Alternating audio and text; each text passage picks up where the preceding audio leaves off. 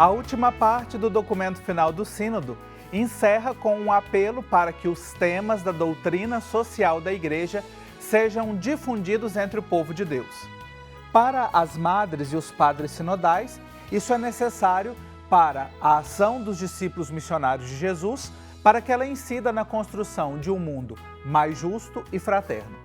Eu converso sobre estes temas com Maria Inês de Castro Millen e Frei Otton da Silva Araújo Júnior.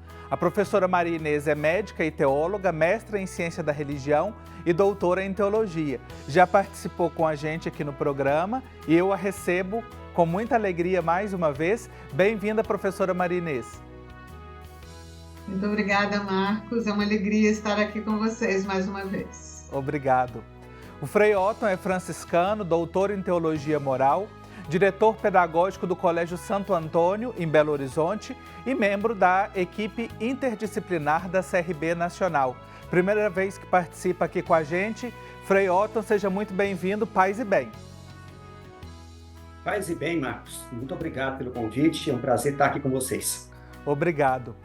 Vamos começar aqui nosso diálogo, a nossa prosa, porque é interessante a gente perceber, especialmente no documento, um dos últimos parágrafos, já no parágrafo 151, que menciona, como falei aqui na introdução, acerca da doutrina social da Igreja, o documento final do Sínodo que a gente tem refletido aqui, e ele destaca essa necessidade da maior difusão da doutrina social da Igreja. Quero começar aqui com a professora Maria Inês, para a gente entender e pensar. Talvez é um tema que a gente pouco fala e pouco escuta, mas por que a doutrina social da Igreja é tão importante para a missão da Igreja no mundo contemporâneo?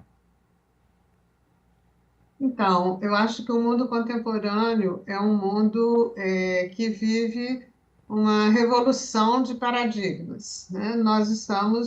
Tudo que nós conhecíamos e até o que nós conhecemos hoje está sob suspeita, não é mais, já não vale mais.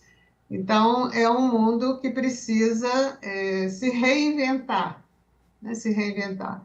A Igreja traz a doutrina social da Igreja como uma questão importantíssima para que a gente possa realmente reinventar essa humanidade que está perdida, que está aqui num contexto individualista, que não leva mais em conta o social e que vive muitos momentos turbulentos, né? De guerras, de violências, de ataques. E a doutrina social da Igreja é uma formação importantíssima, mas que realmente, na verdade, fica um pouco de lado. Uhum. A partir do que a professora Maria Inês trouxe aqui, dessa importância da doutrina, Frei Otton, talvez a gente escuta, pelo menos assim, nas comunidades, na prática pastoral, a gente escuta falar de muitos temas, trabalha questões mais doutrinais, que não da doutrina social, trabalha liturgia, mas doutrina social da Igreja, às vezes a gente não escuta tanto. A gente consegue analisar o porquê dessa resistência em escutar, falar sobre doutrina social nas nossas comunidades? Primeiro a gente tem que reconhecer isso, que boa parte como o nosso laicato, como de maneira geral, ele tem uma formação precária. Então nós nos contentamos em dar aos nossos fiéis leigos e leigas informações muito superficiais e quando damos.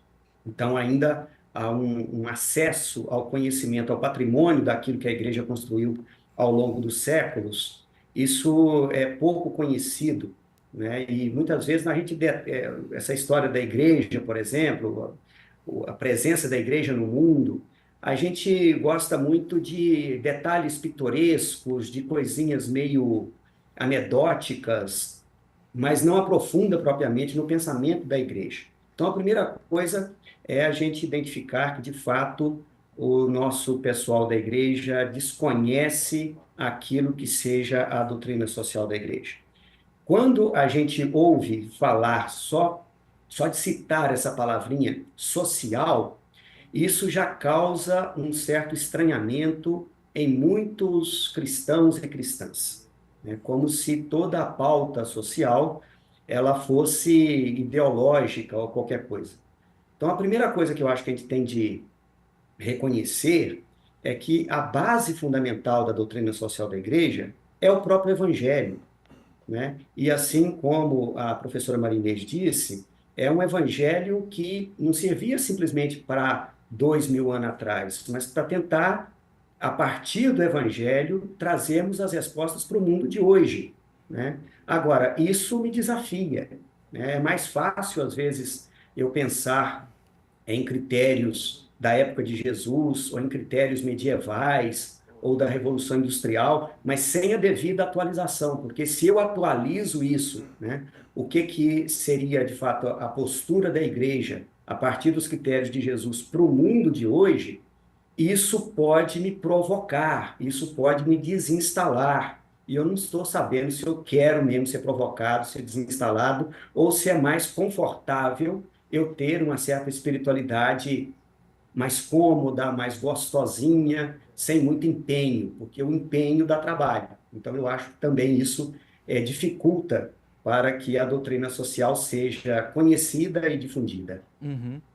Frei Otton traz aqui uns elementos interessantes, eu quero chamar de volta a professora Maria Inês, porque, ou seja, a doutrina nos coloca diante do mundo, dessas realidades, mas que ao mesmo tempo a gente está dentro de uma bolha, né? A gente fala não só no ambiente digital, mas nas nossas realidades cotidianas estamos muito em bolhas. E ele fala assim, que a gente às vezes não consegue furar e chegar na formação, nas lideranças. Como é que a gente pode furar essa bolha? Por exemplo, vocês são professores, são da área, dialogam. Como é que a gente fura para chegar também e dialogar desses temas e mostrar que não são só ideologias, mas que partem do Evangelho, como o professor, o Frei Otton disse? Olha, eu acho que a doutrina social da igreja é o nosso tesouro mais bem escondido. É o nosso segredo não revelado. Isso que o Frei Otton disse, eu acho que é verdade. Ninguém conhece a doutrina social da igreja, né? A nossa formação é precária demais. E ele disse a formação dos leigos, mas eu ouso dizer que a formação também dos não leigos, né? Dos padres, dos seminaristas e até dos bispos. Muitos não estudam a doutrina social da igreja, não conhecem a fundo. Aliás, ela foi mais divulgada com aquele compêndio da doutrina social da igreja que saiu no papado de João Paulo II, né? Mas mesmo assim, com aquele compêndio, ela ficou muito escondida ainda, muito esquecida. Então, não se conhece, as pessoas não conhecem. E essa bolha que você diz, é de alguns que conhecem e falam, é um problema sério, porque as polarizações, quando a gente vai falar da doutrina social da igreja, alguém vai dizer assim, você já vem falar de teologia da libertação? Já vem falar de comunismo, né? Isso que o Frei Otton diz, a palavra social, ela ficou assim um pouco relegada a questões ideológicas, né? Como se falar de social não fosse falar daquilo que é o mais importante do Evangelho, né? Que é o núcleo do Evangelho, né? Então, retomar o Evangelho, quando o Papa diz assim, eu não sou comunista, eu estou falando, eu sou seguidor do Evangelho, né? Então, quando você vai falar de doutrina social, já você está lá daquele lado dos progressistas, dos comunistas, isso a gente não quer falar. Então, acho que é um problema mesmo de formação, é um problema de furar a bolha, é um problema de nós nos empenharmos em explicar que o social, o econômico, o político, o ecológico faz parte da história das pessoas. E a história das pessoas é a própria história da salvação. Uhum. Olha aí que beleza. A nossa história que vai construindo, que vai se atualizando, né? Tanto a professora Maria Inês e o Frei Otton diziam aqui, né? Ou seja, são valores do Evangelho, mas que valem, que respondem às necessidades, aos anseios da humanidade hoje.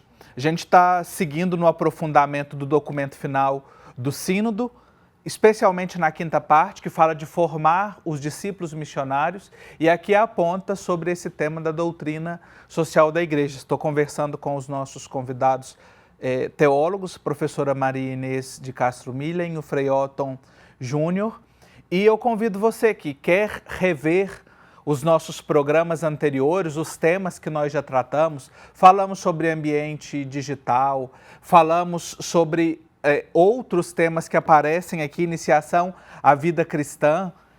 Você é convidado então a rever, está tudo no YouTube, basta procurar @Igreja Sinodal, este é o nosso canal, ali você tem instrumentos para formação, para refletir, para compartilhar com as suas comunidades, para compartilhar com as suas redes e assim favorecer esse processo de formação. Você prestou atenção que essa palavra percorreu aqui bastante a nossa conversa nesse primeiro bloco, sobre a necessidade de formar a doutrina em doutrina social da igreja e formar nos diversos temas. Então eu convido você para rever os nossos programas e compartilhar.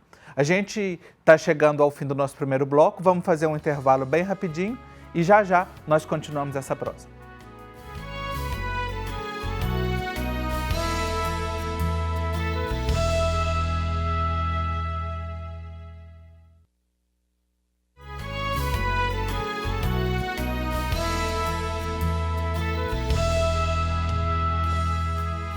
Estamos de volta com a nossa Igreja Sinodal. Obrigado pela sua companhia no nosso programa, que a gente tem aprofundado hoje a doutrina social da igreja a partir daquilo que o documento final do Sínodo nos provoca, ou seja, a importância de nós estudarmos esses temas para uma igreja sinodal, para a formação dos discípulos missionários, um apelo que aparece na quinta parte do documento final.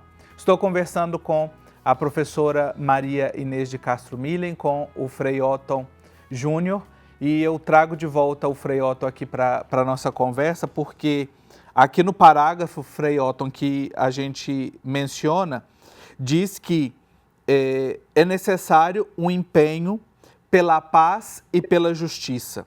Quais são os principais desafios? Eu sei que esse é um tema também muito caro aos nossos irmãos franciscanos. Quais que são os desafios para a igreja, né, promover a justiça e a paz neste mundo tão marcado por conflitos, por desigualdades?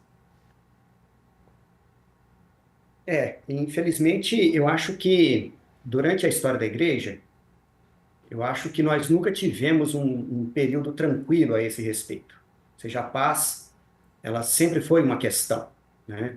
A gente passou por períodos em que nós tínhamos uma esperança melhor, né? Por exemplo, um período pós-Segunda Guerra, em que nós tínhamos um grande sonho de que finalmente as nações iam se dar as mãos e que essa história de conflitos entre nações, entre povos, isso seria coisa do passado. Felizmente, aquilo que a gente viveu foi justamente o contrário, né? O acirramento, muitas vezes, de tantos conflitos mundo afora e tal. Com relação à justiça, a mesma coisa, né? É um tema que, primeiro, a gente teria que pensar o que a gente entende como justiça, porque, muitas vezes, para mim, aquilo que eu entendo como justiça não é exatamente aquilo que você entende como justiça. Então, para diversas modalidades de justiça, que não vem ao caso aqui agora, mas, por exemplo, um desafio que noto é que muitas vezes nós queremos fazer uma caridade para com as pessoas, caridade para com os pobres, né?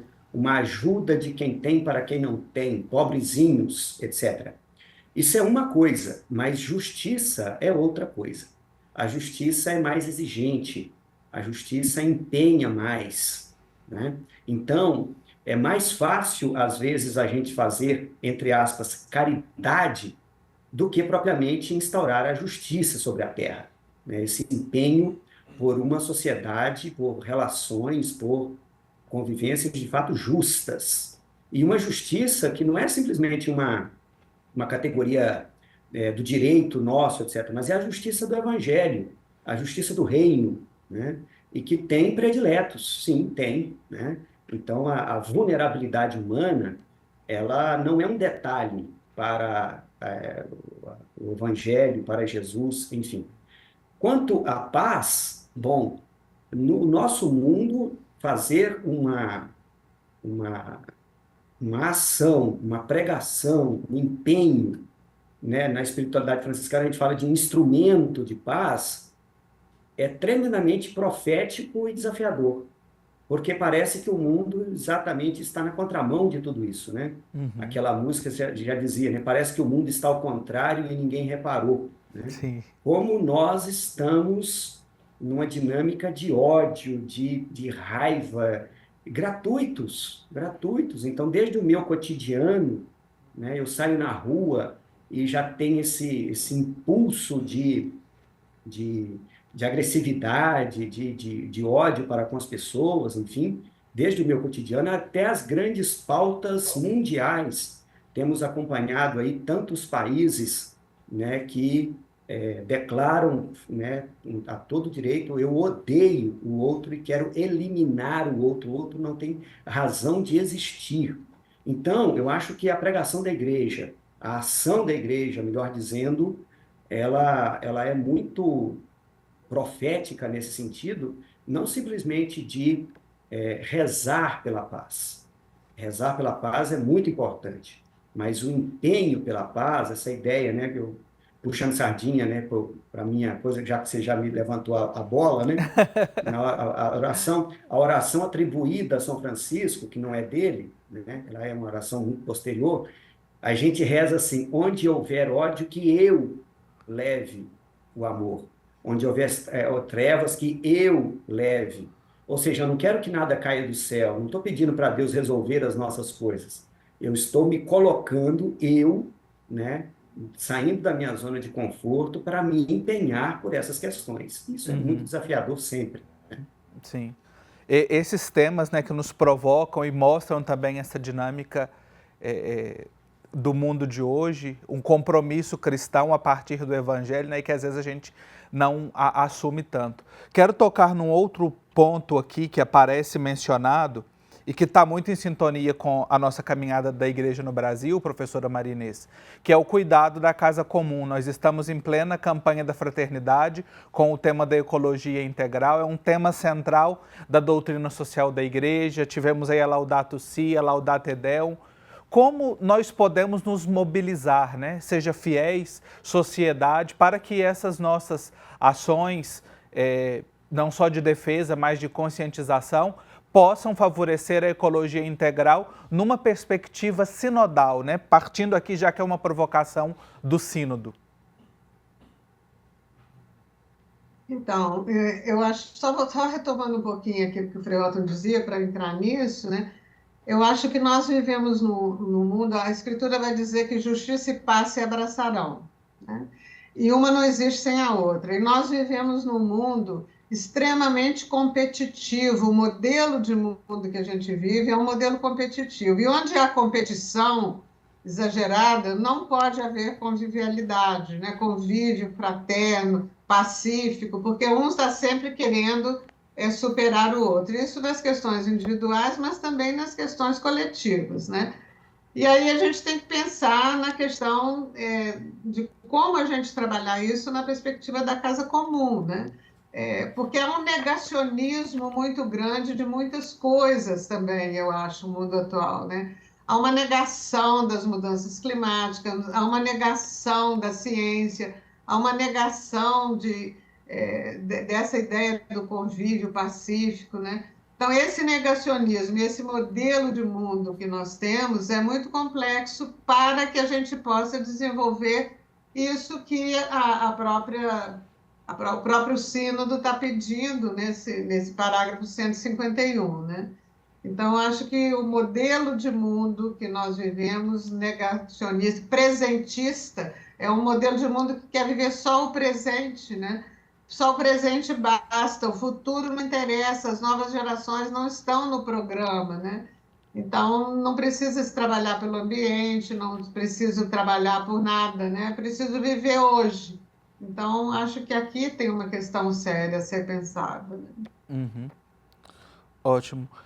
Frei Otto, a gente já está aqui partindo para o final, mas eu queria tocar num outro tema que, além de paz e justiça, cuidado com a casa comum. E é bom deixar claro para quem está nos acompanhando que a gente não está esgotando os temas da doutrina social da igreja, que são apenas algumas pinceladas. Mas também esse mundo competitivo que a professora Maria Inês dizia, aqui aponta sobre o diálogo intercultural e interreligioso. Como também, desde a doutrina social da igreja, como é que nós podemos recuperar essa capacidade, necessidade de dialogar para construir relações mais fraternas e sinodais? É um grande tema, né? Talvez seja uma das grandes temáticas atuais, são as questões religiosas, do conflito e do diálogo interreligioso. Sobretudo, essa ideia muito fundamentalista que muitos grupos têm de terem a razão. Eu estou certo. Eu acho que a primeira coisa é que, ao me aproximar do mistério divino, da transcendência de Deus, eu tenho que tirar a sandália dos pés e me aproximar, porque esse lugar é santo. Então, eu não estou pronto, eu não cheguei, eu não tenho a verdade plena. A verdade plena é Deus, mas eu tenho acesso a isso muito às apalpadelas, né? Então, na hora em que eu me arrogar de já ter posse, né? Do divino, do mistério, e aí me complica muito, porque então quem estiver diferente de mim está errado, porque eu estou certo. Então eu acho que uma certa humildade espiritual, ela é muito importante, né? Não significa de forma alguma eu negar a minha identidade cristã, a minha identidade católica. Não. Mas reconhecer que no grande mistério de Deus, nós somos ainda muito pequenos e estamos aprendendo. Ou seja, eu posso mesmo dizer que sou plenamente cristão, que sigo plenamente o Evangelho e que Jesus é o grande norteador da minha vida, né? Eu confesso que não, né? Nós estamos sempre numa dinâmica de aprendizado, de caminho. Sim. Então, assim também as outras religiões, outras tradições religiosas. Então, isso tudo nos fará, né, tecermos relações de amizade, de respeito mútuo, porque nós todos estamos a caminho, né? Na riqueza que o Espírito nos impele, porque a própria Escritura nos diz que o Espírito age como quer, do jeito que quer, vai para cá, vai para lá, ele não é um domínio meu. Então, um pouquinho mais de humildade, perceber também a divindade, a transcendência em outras tradições religiosas é fundamental para nós hoje em dia. Maravilha, prosa boa sobre esses temas que a gente tratou hoje aqui no programa, doutrina social da igreja, algumas pinceladas e também entender um pouquinho como é que ela se conecta conosco. Quero agradecer, Frei Otto, pela sua participação aqui e contribuição conosco. Um abraço. Um abraço. Também a professora Maria Inês, obrigado pela participação e reflexões aqui no Igreja Sinodal. Obrigada, Marcos Túlio. Um abraço grande a todos. E obrigado a você que nos acompanhou nesse programa de hoje. A gente vai chegando ao fim aqui dessa jornada do documento final, mas o programa Igreja Sinodal, ele continua. Espero você na semana que vem. Até lá.